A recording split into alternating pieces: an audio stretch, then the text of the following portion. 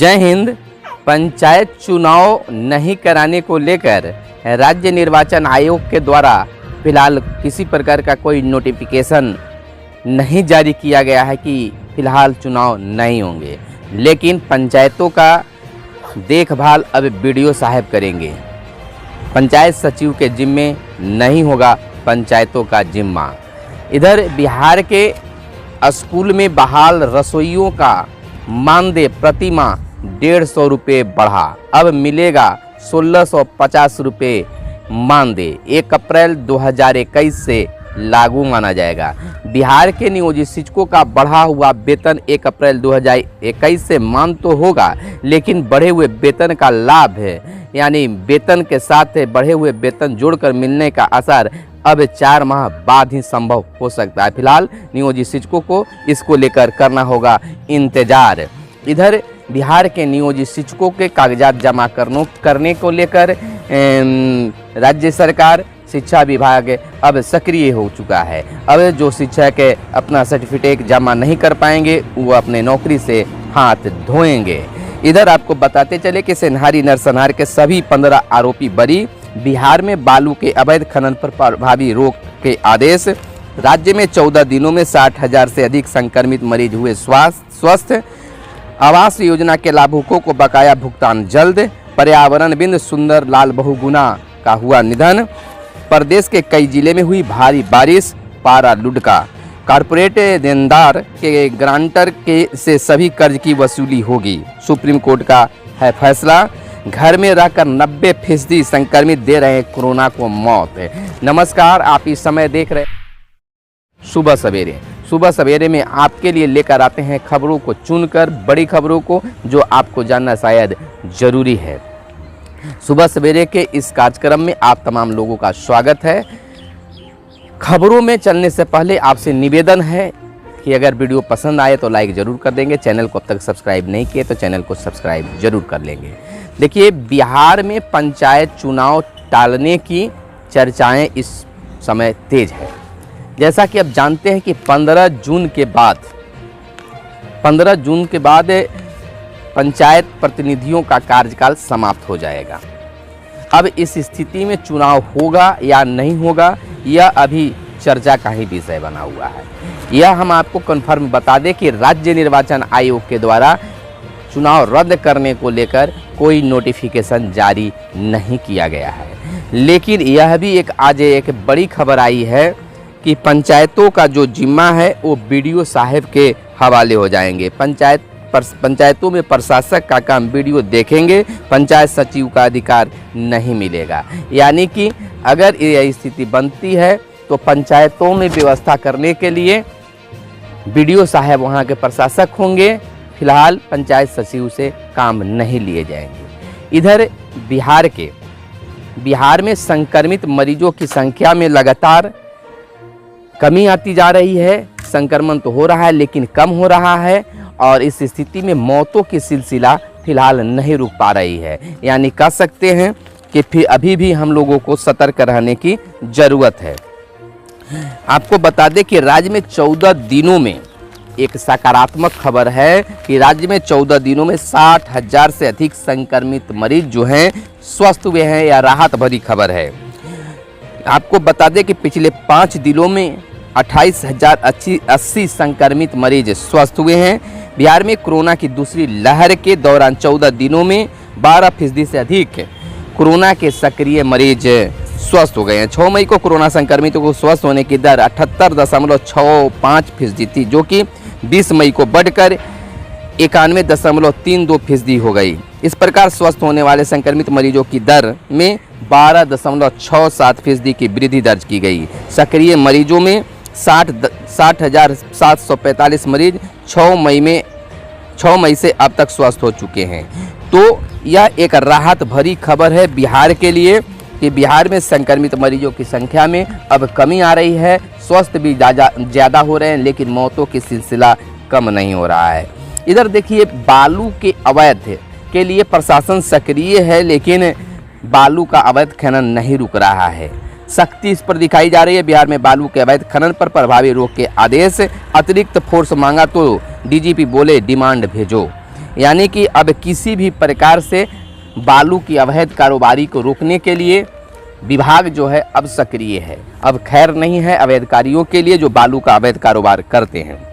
इधर बिहार का सेनारी नरसंहार एक चर्चा का विषय पहले से ही बना हुआ है, जिसमें 15 आरोपी अब पटना हाई कोर्ट की खंडपीठ ने निचली अदालत की सजा को रद्द कर दिया है। आरोपी को रिहा करने का आदेश दिया है। 15 आरोपी बरी हो गए हैं। 34 लोगों की हुई थी निर्मम हत्या। आपको जानकारी होगा कि 34 लोगों को 18 मार्च 1999 की शाम करीब 7:30 बजे से 11 बजे तक प्रतिबंधित संगठन एमसीसी उग्रवादियों पर गांव के 34 लोगों की तेजधार हथियार से गला व पेट फाड़कर और गोली मारकर निर्मम हत्या कर नरसंहार करने का आरोप है। इसमें 15 आरोपियों को बरी कर दिया गया है। 22 साल बाद साक्ष्य के अभाव में सभी आरोपित पटना हाईकोर्ट से किए गए बरी। 18 मार्च 1999 को जहानाबाद वर्तमान अरवल जिला के निस्तेनारी में हुआ था नरसंहार। 11 आरोपियों की मौत की सजा और अन्य उम्र कैद की सजा निचली अदालत ने दी थी।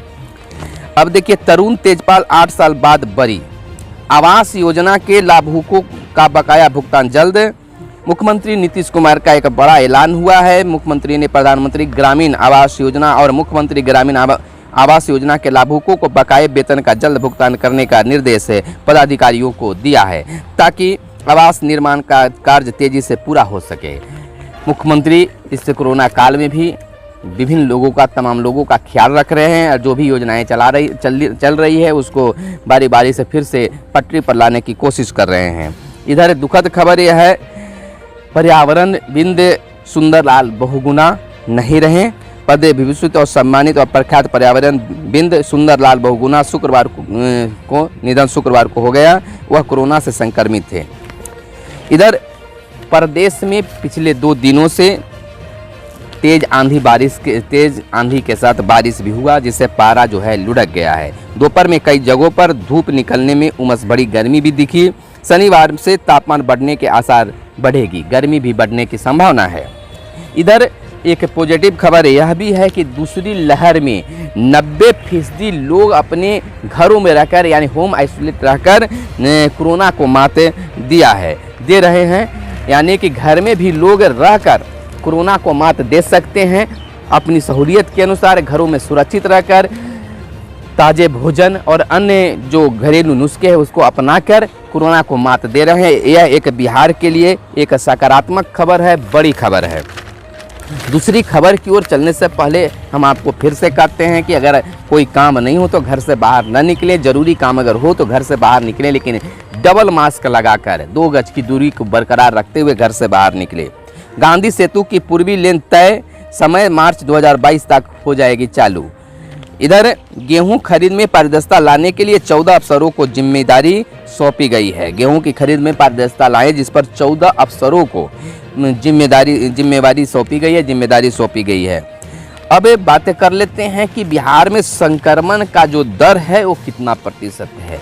बिहार में लगातार संक्रमण का दर घटते जा रहा है। 4.12% पर आ गई है कोरोना मरीजों की संक्रमण का दर। बिहार में पिछले 24 घंटों में कोरोना संक्रमण की दर 4.12% रही है, जबकि शुक्रवार को 5154 नए कोरोना संक्रमित मरीजों की पहचान की गई। एक दिन पूर्व राज्य में कोरोना संक्रमण की दर 4.19% थी। इस प्रकार पिछले 24 घंटों में राज्य में कोरोना संक्रमण की दर में 0.7% की कमी दर्ज की गई है। एक दिन पूर्व राज्य में कोरोना के 5,171 नए संक्रमित मरीज मिले थे। राज्य में पिछले 24 घंटों में 717 कोरोना संक्रमित मरीज कम मिले। तो इस प्रकार से, लेकिन पटना में 881 नए कोरोना संक्रमितों की पहचान की गई है। पटना में जो 2000 से पार आ रहे थे, अब वहां भी कमी आने लगी है। तो इस प्रकार से कोरोना को मात देने में तमाम बिहारवासियों को यह हाथ रहा है। और गाँवों में कोरोना के हालात बेहद भयावह। तेजस्वी यादव प्रतिपक्ष के नेता का कहना है कि फिलहाल गाँवों में भी कोरोना का स्थिति काफ़ी भयावह है, जिस पर सरकार को काम करने की ज़रूरत है। बालू के अवैध कारोबार के खिलाफ 20 दिनों में 155 केस दर्ज हुए हैं। गरीबों में मुफ्त अनाज बांटने की रफ्तार धीमी है। गरीबों में अनाज बांटने की रफ्तार काफ़ी धीमी है। कोरोना काल में गरीबों को मुफ्त अनाज बांटने की रफ्तार धीमी है। इसकी रफ्तार बढ़ाने के लिए उठाव की गति तेज करनी होगी। सुंदरलाल बहुगुना के निधन से मुख्यमंत्री दुखी। रफ्तार न बढ़ी तो सूबे में सभी 18 पार वालों को टीका देने में लगेंगे 2 साल। अगर जिस प्रकार से कोरोना के टीके लगाए जा रहे हैं, अगर रफ्तार तेज नहीं किया गया तो 2 साल सभी युवाओं को कोरोना का टीका लगाने में लग जाएंगे। सेवानिवृत्त डीजी बलबीर झा का हुआ निधन। 23 मई से अगले आदेश तक 16 जोड़ी ट्रेनें रद्द कर दी गई है। यानी कि तमाम ट्रेनों पर जो है रद्द करने की बात हो रही है और रद्द कर भी दी गई है। कारण यह है कि किसी भी प्रकार से कोरोना का असर बिहार में कम हो, देश में कम हो। दिसंबर तक भारत को मिल जाएगा आसमानी कवच। एक दिन में 1 लाख से ज़्यादा सक्रिय मामले घटे देश स्तर पर।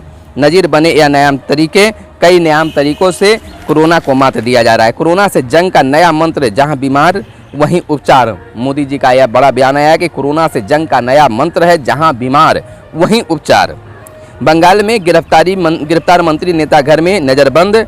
महाराष्ट्र में पुलिस के साथ मुठभेड़ में 13 नक्सली ढेर। नम मौसम में भींगा मास्क लगाने से फंगस संक्रमण का खतरा।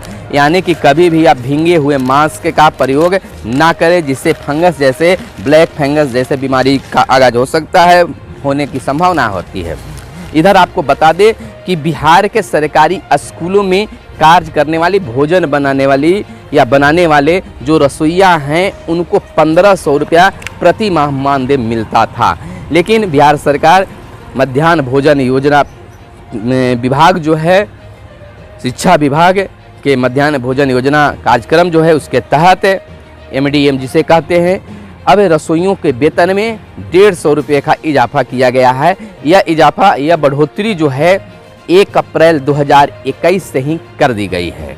यानी कि इसका लाभ भी नियोजित शिक्षकों की तरह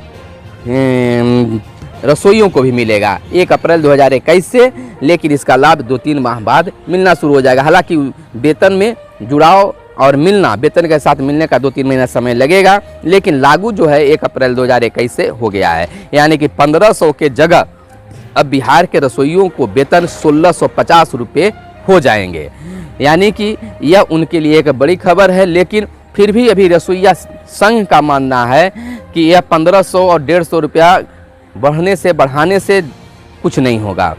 यानी कि 1650 रुपया में किस प्रकार से रसोइया, जबकि स्कूल में जो है उनको पूरा समय लग जाता है भोजन बनाने में। 10 बजे से भी अगर हम काम की शुरुआत करते हैं तो 12-1 बजे तक, 12:30-1 बजे में भोजन हम लोग कराते हैं, तो वो समय लग जाता है। और बच्चों को खिलाने के बाद में उनके बर्तन साफ करना, भोजन बनाने वाले जो हांडी होते हैं उनको साफ करने में 3 तो बज ही जाते हैं। यानी कि दिन भर समय हमारा वहीं व्यतीत हो जाता है। और 1650 रुपया में क्या होगा? सरकार बढ़ाती है तो कभी 100 रुपया, कभी 150 रुपया। कम से कम एक गुजारा के रूप में परिवार का गुजारा हो जाए, इतना तो वेतन जरूर मिलना चाहिए। 150 रुपया बढ़ने से कोई रसोइया खुश नहीं है। उन्होंने सरकार से मांग किया है कि फिलहाल कम से कम रसोइयों का मानदेय जो है 2000 के करीब होना चाहिए। लेकिन सरकार की जो ऐलान हुआ है उसमें मात्र 150 रुपये की बढ़ोतरी की गई है। अब 1500 के जगह 1650 रुपये बिहार के रसोइयों को मिलेंगे। और इधर रसोइया संघ की बात कर ले तो इसको लेकर कोरोना काल के बाद रसोइया संघ के द्वारा मानदेय को लेकर आंदोलन भी किया जाएगा। इधर बिहार के नियोजित शिक्षकों की बात कर ले तो बिहार के नियोजित शिक्षकों को भी 1 अप्रैल 2021 से वेतन बढ़ोतरी 15% की वेतन की बढ़ोतरी की गई है। लेकिन उसका लाभ वेतन के साथ फिलहाल नहीं मिल रहा है। एरियर के साथ में वेतन देने की बात शिक्षा विभाग के द्वारा किया गया है। इस पर बिहार के शिक्षा मंत्री का भी बयान आया था कि फिलहाल पे फिक्सेशन न होने की स्थिति में वेतन के साथ वेतन मिलने का, बढ़े हुए वेतन मिलने का आसार फिलहाल नहीं है। आज के नोटिफिकेशन के अनुसार 3-4 माह जरूर लग जाएंगे। यानी कि वेतन के साथ में बढ़े हुए वेतन का लाभ मिलना 3-4 माह के बाद ही प्रारंभ होगा। कारण कि शिक्षा विभाग चाहती है कि हम एक पोर्टल लॉन्च करें, उस पोर्टल के माध्यम से उनका पे फिक्सेशन हो। अब पे फिक्सेशन के बाद में ही बढ़े 15% जो वेतन बढ़ा है अब वेतन के साथ अटैच होकर मिले। लेकिन उन्होंने साफ स्पष्ट कर दिया कि 1 अप्रैल 2021 से ही यह मान हो जाएगा। 1 अप्रैल के बाद जितने महीने के बाद मिलेगा तो जो कैप वाली जो होगी उसको एरियर के रूप में हम शिक्षकों को भुगतान कर देंगे। इधर बिहार के नियोजित शिक्षकों को हमेशा डराने वाली यह खबर आ रही है कि जो शिक्षक अगर अपना प्रमाण पत्र, शैक्षणिक प्रमाण पत्र और शैक्षणिक प्रमाण पत्र अगर पोर्टल पर लोड नहीं करेंगे, हालांकि अभी तक पोर्टल लॉन्च नहीं किया गया है, पोर्टल पर अपलोड नहीं करेंगे तो उनको नौकरी से हाथ धोना पड़ेगा, नौकरी चली जाएगी। इधर 31 मई तक बिहार के वैसे 1 लाख कुछ शिक्षक जो हैं जिनका शैक्षणिक प्रशैक्षणिक प्रमाण पत्र यानी कि दस्तावेज निगरानी विभाग में जमा नहीं हुआ है, उन तमाम शिक्षकों का नाम और पता, विद्यालय का नाम, तमाम चीज़ों को सार्वजनिक करने के लिए शिक्षा विभाग ने विभिन्न जिलों को गाइडलाइन जारी किया गया है, यानी कि मई के अंतिम दौर में यह नाम प्रकाशित कर दिए जाएंगे। फिलहाल हमारे साथ बने रहे और देखते रहे मगध संवाद। धन्यवाद। जय हिंद, जय भारत, वंदे मातरम।